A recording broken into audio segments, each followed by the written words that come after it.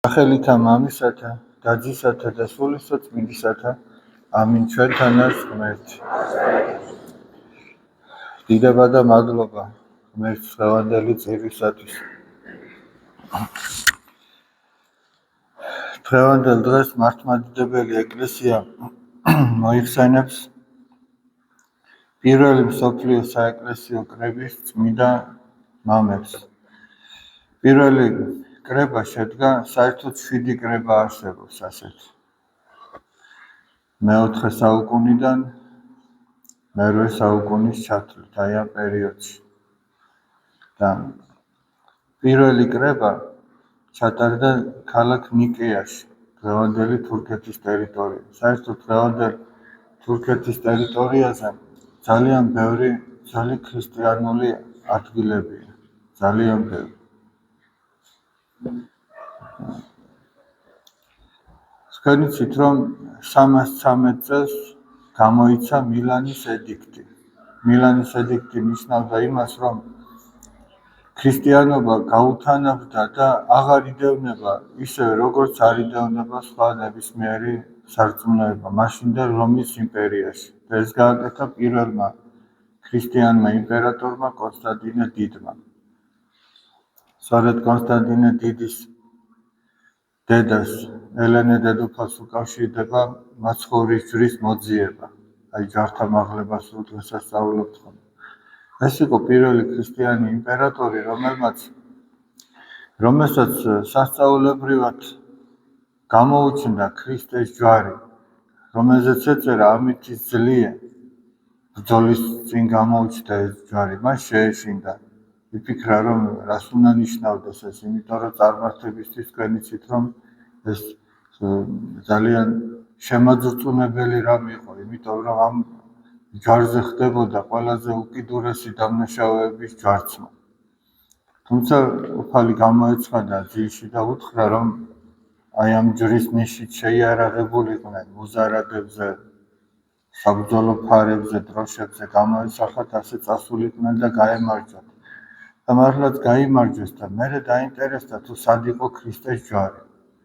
და გაგზავნა თავისი დედა, დედოფალი ელენე, დააბარა მაშინდელ იერუსალიმის პატრიარქთან, რომ თხოვნით წერილი გაგზავნა, რომ იხმარებოდნენ აი ამ ჯვრის პოვნაში და სწორედ ელენე დედოფალს უკავშირდება ამ ჯვრის პოვნა და წმინდა იმპერატორმა კონსტანტინე დიდმა 313 წელს გამოსცა განკარგულება, რომლის წყალობაზეც ქრისტიანობა აღარ იდევნება.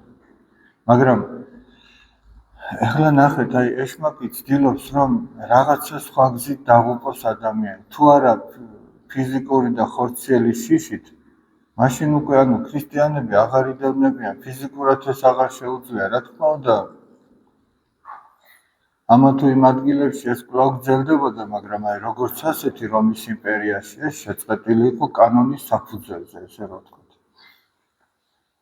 და ეშმაკმა მოიფიქრა ახალი იარაღი ადამიანების დაღუპვისა. ეს იყო ცრუ სწავლებათა გავრცელება. მანამდეც იყო პირველი საუკუნიდან თავისთავად ცხადია, მაგრამ ისე მასშტაბურად, როგორც იყო ეს უკვე მე-3 საუკუნის შემდგომ, ესეთი მანამდე არ ყოფილა.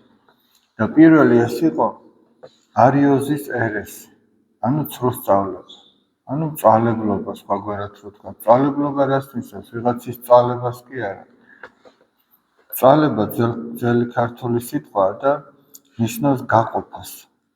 აი სიტყვაზე განწვალა ნიშნავს, რომ გაყო. მწვალება ნიშნავს, რომ ადამიანები გამოეყვნენ ეკლესიის წიაღს და თავის წიაღში რაღაცა სხვა სწავლება ჩამოაყალიბეს, მცდარი.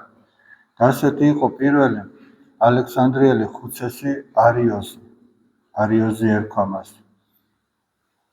და მან გაავრცელა სწავლება იმის შესახებ, რომ ქრისტე ღმერთი, იესო ქრისტე არ არის თანადიდებული და თანამარადიული მამა ღმერთის, ძე ღმერთი არის ქმნილება. ის ფიქრობდა და ასე ასწავლიდა, რომ ქმნილებათა შორის აღმატებული, მაგრამ მაინც ქმნილება. და ამით სარწმუნოების მთავარი დოგმატი ირღვეოდა ყველა წმინდა სამების შესახებ სწავლება, რომ მამა ღმერთი და ძე ღმერთი არის თანამარადიული, მამა ღმერთი, ძე ღმერთი და სული წმინდა ღმერთი. და სწორედ პირველი კრება აი ამას ეძღვნებოდა და ყველა ეკლესიას თავისი წამსი ჰქონდა, თავისი სარწმუნოების სიმბოლო, მაგრამ აი უკვე 325 წლის შემდგომ ყველა ეკლესიას ჰქონდა ერთი წამსი. აი რასაც ჩვენ დღეს ვკითხულობთ, აი დილის ლოცვებში რომ წამს ვკითხულობთ, ეგ არის სწორედ ნიკეა კონსტანტინოპოლის სარწმუნოების სიმბოლო. ანუ პირველი კრება ნიკეაში შედგა 325 წელს, შემდგომ 391 წელს კონსტანტინოპოლში, ესეც თურქეთის ტერიტორია. და აი ამ კრებებზე იქნა შემუშავებული ეს წამსი და აი ამ ერთი სიტყვის გამო, რასაც ჩვენ წამსში ვკითხულობთ, რომ ერთ არსი მამისა, ხო შეგხვდებით, ერთ არსი მამისა, ძე ღმერთი არის ერთ არსი, ანუ იგივე ბუნების მქონე, როგორც მამა ღმერთი. აი ამ ერთი ტერმინის გამო ძალიან დიდი დავები იყო. წარმოიდგინეთ, მთელი მსოფლიოს მართლმადიდებელი ეკლესიიდან შეკრებილი არიან, თან იქ არიან ადამიანები, რომლებმაც როგორც ვთქვით, სულ 12 წლის წინ შეწყდა ქრისტიანთა დევნა. იქ არიან მღვდელმთავრები, ისეთები, რომელსაც ზოგს ხელი აქვს მოკვეთილი წამების დროს, ქრისტიანთა წამების დროს. ზოგი სხვაგვარად არის დასახიჩრებული ქრისტესთვის, რომ მოწამეობა მიიღო, მაგრამ ამ წამების დროს რომ არ გარდაცვლილა. არის გარდამოცემა, რომ წმინდა ნიკოლოზი ესწრებოდა ამ კრებას, წმინდა სპირიდონი ესწრებოდა ამ კრებას. ასეთი დიდი მღვდელმთავრები, ათანასე ალექსანდრიელზე აღარაფერს ვამბობ, ის იყო მთავარი შემოქმედი აი ამ ტერმინის შემოტანისა კრებაზე, თუმცა ის ამ კრებაზე დიაკონის ხარისხში ესწრებოდა.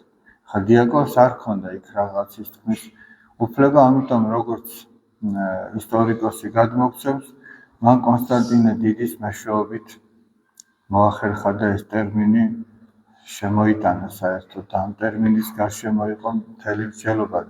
ახლა საინტერესო რა არის, რამდენიმე თვის განმავლობაში გრძელდებოდა ეს კრება.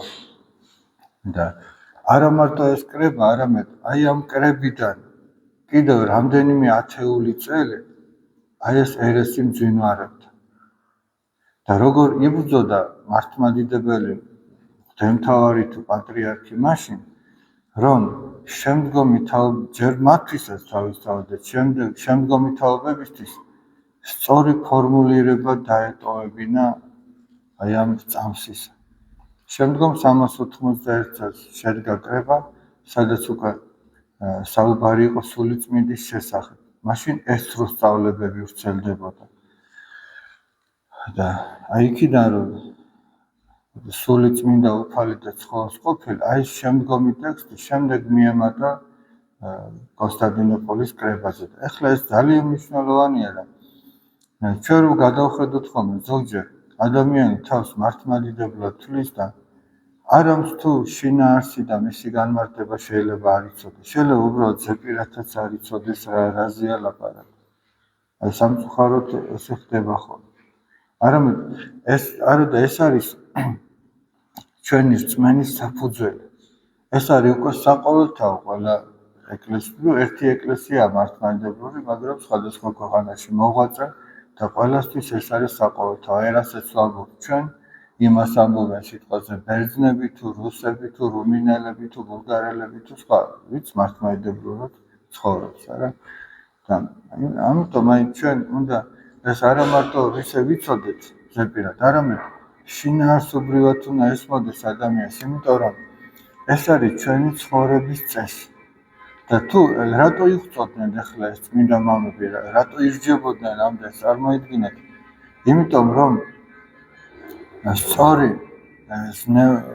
რწმენის გარეშე შეუძლებელია რომ ადამიანი ცხოვრდეს. სწორი რწმენის გარეშე სწორი ზნეობრივი ცხოვრება არ არსებობს, როგორც წმინდა იოანე ოქროპირი ამბობს და არც სწორი ზნეობრივი ცხოვრების გარეშე არ არსებობს სწორი სარწმუნოება. ეს ორივე ერთმანეთზეა გადაჭრილი. შენ ვერ ირწმუნებ სწორად თუ უზნეოდ ცხოვრობ და პირიქით ვერ იცხოვრებ ზნეობრივად თუ სწორად არ გწამს. ამიტომ აი ჩვენ რომ ესე იგი ეკლესიურად ცხოვრობთ, უნდა მივაქციოთ არა მარტო იმას ყურადღება, რომ როგორ მოწესრიგებულად ცხოვრობთ, არამედ იმასაც, რომ როგორ გწამს და არა მარტო იმას, როგორ გწამს, არამედ იმასაც, როგორ ზნეობრივად ცხოვრობ. ორივეს უნდა მიაქციო ყურადღება ადამიანს. და უპირველეს ყოვლისა იმას უნდა მიაქციო ყურადღება, რომ ეკლესია რასაც ამბობს, რასაც გეუბნება ადამიანს, ხო, ღვთის სიტყვას გულისხმობ, არა, ეკლესია ამას გეუბნება ჩვენ. იმისი მორჩილება გვმართებს.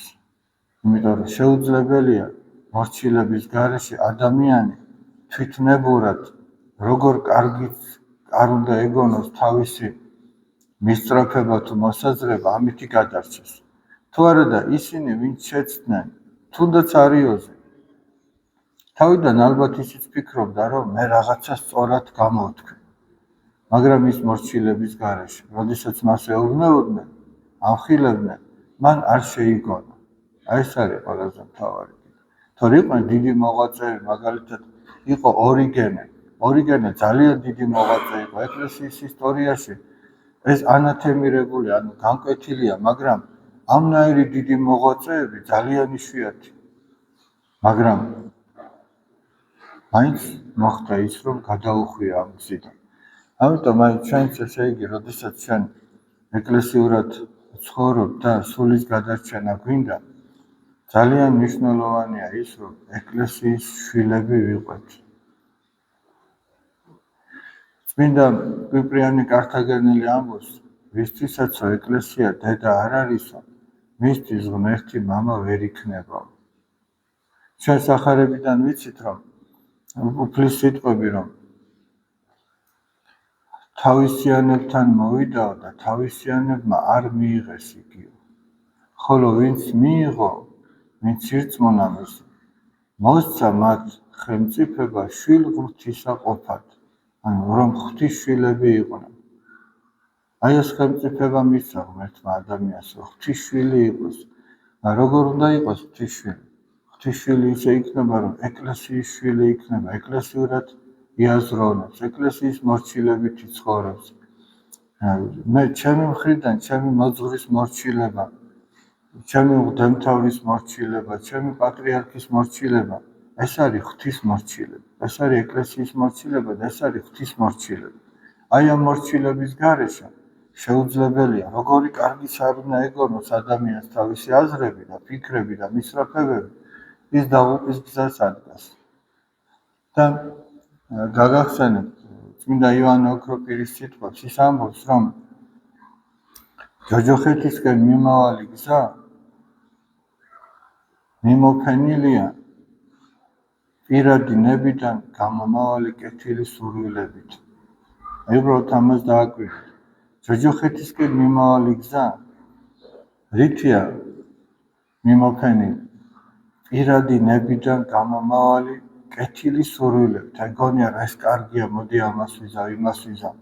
მაგრამ რაც არ უნდა მოგივიდეს თავში, იკითხე, აიღე ლოცვა კურთხევა.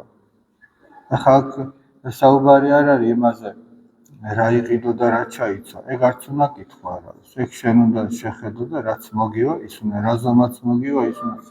ახლა მოძღვარს უნდა კითხო, რომ რა ზომა ვიყიდო, უნდა შეხედო, შემოხედო, მოისინჯო და ის ჩაიცვა.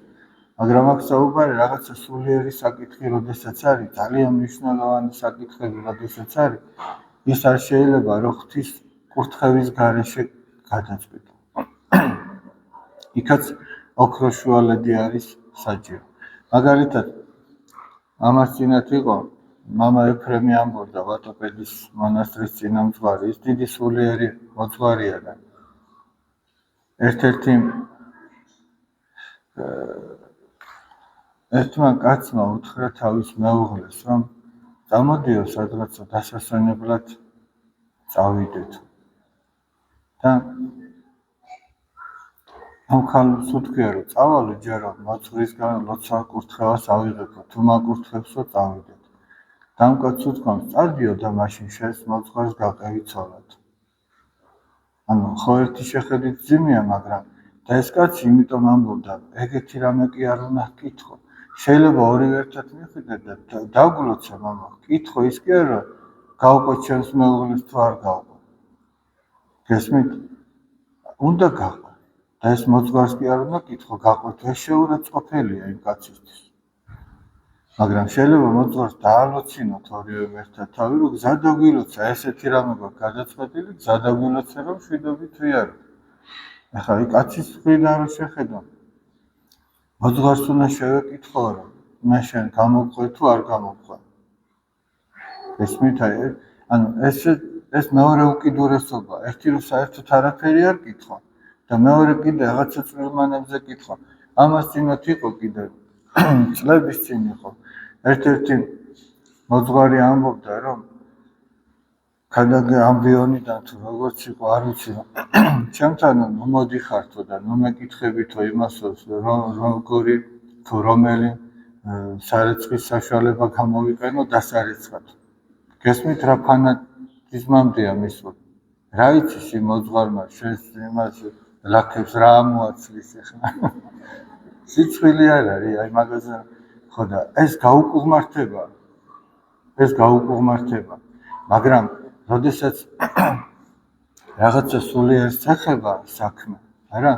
აი როგორ იმარხულო დავშოთ ავათხარ და როგორ ზოგი თვითნებურად არ ყავს აქაც მარხვას. და ესეთი საკითხები, რაც სული, რაც ზიარებას ეხება სიტყვაზე.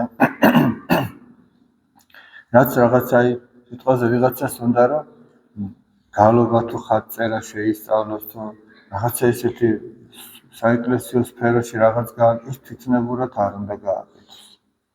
მაგრამ რაც ეხება რაც ყოფით საკითხებს, არ შეიძლება იქაც ყველაფერზე რაღაცა ის. ჩვენ არ ცხოვრობთ მონასტერში. სხვა არის საერო ცხოვრება და სხვა არის სამონასტრო ცხოვრება. სამონასტრო ცხოვრებაში ზოგს ისეთი მორჩილება აქვს, რომ წყალს არ დალევს მოძღვრის გარეშე. მოძღვრის კურთხევის გარეშე წყალს არ დალევს. ეს მისი სათნოებაა. მაგრამ იგივე რომ ჩვენ ერში ვთქვათ, ეს სისულელე იქნება. ახლა შეწყლის დალევა გინდა და მოძღვარს დაურეკო, წყალი დალიო თუ არა? მაგრამ ხოდა ამიტომ ამბობ, აი ეს ოქროს შუალედია დასაცავიდან. აი ეს ოქროს შუალედი ძალიან მნიშვნელოვანია. და ჩვენ უნდა ვთხოვოთ უფალს, რომ აი ეს ოქროს შუალედი და ეს ეკლესიური ცხოვრების წესი ჩვენ ბოლო ამოსუნთქვამდე და ბოლო ამოსუნთქვის ჩათვლით აი ამ ეკლესიის წიაღში დაგტოვოს. ამას მორჩილება და სიმდაბლე ჭირდება. რომ ჩვენ აქ ეს არის ჩვენი გადარჩენა, ეს არის ჩვენი მაცხოვნებელი. აი ადამიანი, რომელიც მაგალითად ცხოვრობდა ეკლესიურად, ხომ ჩვენი მრევლიდანაც რამდენი გარდაიცვალა, მაგრამ აი რომ აღსარებას ამბობს, რომ ეზიარება, მეტი რა უნდა ქნას ახლა იმ. მთელი თავისი შეგნებით, რაც შეეძლო, აკეთებდა. ღვთის ცნებით ცხოვრობდა, ხო? ცხონებაც მეტი რა არის. და ჩვენ წამს ღვთის მოწყალებისა, რომ ღმერთი ესეთ ადამიანს, რომელიც მთელი გულით იყო ღვთისადმი მინდობილი, რა? რამე შეეშლებოდა იტყო და აღსარებაში, ცდილობდა ელოცა თუ ემარხულა, თუ ისიც არ გამოსდიოდა ზოგჯერ იმასაც ნანობდა. აი ესეთ და ესე ბოლოს ესე აღსარები და ზიარებით წასული ადამიანის ცხონება ჩვენ გჯერა, რომ ღმერთი ესეც აცხონებს. და კიდევ ვინ იცის როგორც. მაგრამ აი ამის გარეშე არ უნდა იყოს ადამიანი. აი ესეთი ცხოვრების გარეშე. ჩვენ ზოგჯერ ვფიქრობთ, რომ ძალიან რთულ რამეს გვეუბნება უფალი. და თუ დავაკვირდებით, პირიქით, რასაც უფალი გვეუბნება, ის უფრო მეტად ამსუბუქებს ჩვენს ცხოვრებას. უფრო მეტად უბრალოს ხდის. აი ყოველგვარი ზედმეტობისაგან ათავისუფლებს. იმ ზედმეტობისაგან, რაც ადამიანს უფრო მეტად თავს ატკიებს, ვიდრე სიხარულს ანიჭებს. თუ ადამიანი ღვთისმცნებას დაემორჩილება, აქაც სიმშვიდე ექნება და მარადიულ ცხოვრებაშიც. და იმისათვის, რომ მარადიულ ცხოვრებაში სიხარული ქონდეს, აუცილებელია, რომ ხშირად ეზიარებოდეს ადამიანი. ზიარებაც აღსარებასთან ერთად ეს არის მიმტევებელი ცოდვად. როგორ უთხრა უფალმა, რომ მიიღეთ და სჭამეთ, ესე არის ხორცი ჩემი, თქვენთვის განტეხილი. მისატევებელად ცოდვათ. როდესაც ადამიანი ეზიარება, ამ დროსაც ცოდვები მიეტევება მას. ეს თავად უფალმა თქვა. ისედაც თქვენ რომ მოდიხართ აქ, თქვენ რომ სახელს გეკითხებით ხოლმე, სახელი გითხარით, რატო გეკითხებით სახელს? ჩვენ მღვდელი ამ დროს ლოცულობს, ზოგი ხმა მაღლა ამბობს ხოლმე, უფრო ჩუმად ამბობ ხოლმე. უხსნანსა ხორცსა, პატიოსანსა და უხსნანსა ხორცსა და სისხლსა, უფლისა ღვთისა და მაცხოვრისა ჩვენისა იესო ქრისტესა ეზიარება, მონათო მხევალი ღვთისა ესა და ეს მასატევებელად ცოდვათა მისთა და ცხოვრებად საუკუნოდ. აი ლოცვას ამბობს თითოეული მომსვლელის დროს მღვდელი და იმიტომაც თქვენ ამბობთ თქვენ სახელს, თუ თქვენი სახელი თქვას და ნახეთ როგორ მასატევებელად ცოდვათა და ცხოვრებად საუკუნოდ. რომ ცოდვები მოგეტევოს და მარადიული სიცოცხლე რო ქონდეს და უფალი ამბობს სახარებაში ვინცო ჭამს ჩემს ხორცს და სვამს ჩემს სისხლს, მას თავის თავში აქვს საუკუნო ცხოვრება.